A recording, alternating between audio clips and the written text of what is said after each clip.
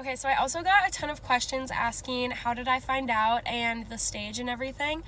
So I made a video with my cancer symptoms. I really didn't have very many, but they were definitely things that I needed to get checked out.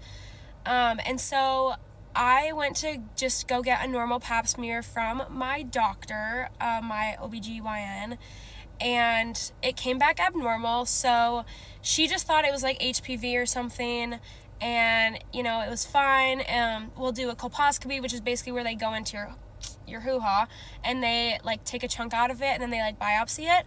So that is what they did to me, and my lab report came back and it came back as an adenoid carcinoma, blah blah blah. It's one of the more rare ones. So that's how I found out I had cancer. I have cervical cancer. I don't know if I even said that. And then a couple weeks later, I went to Mayo Clinic in Minnesota because I'm from South Dakota, and so it's just the closest.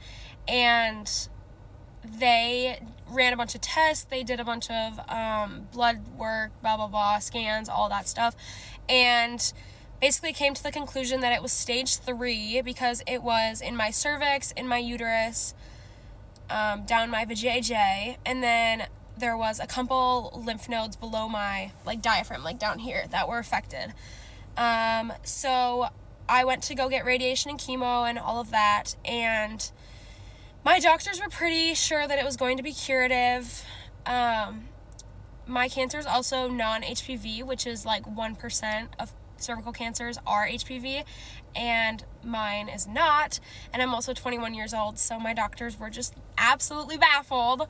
Apparently my cancer is very aggressive and very stubborn because I went to go get my PET scan after my initial chemo and radiation, and it turns out that it went from 2 lymph nodes to about 12 all over my body, and the doctor felt that it was no longer curable, which means that it's terminal, and it is now stage 4 because it is spread all throughout my body. So that is actually why I'm doing full-blown chemo now, which I didn't have to do full-blown before. I only had to do a low dose, so I didn't even lose my hair. But you know what? I just have to trust that God knows what's going on. And honestly, cancer was my biggest scare too, and now that I have it, it just really is teaching me to live life to your fullest. And honestly, you don't know what's gonna happen. You just need to live your life, honestly. And that's what I've learned. And that's how I found out I had cancer.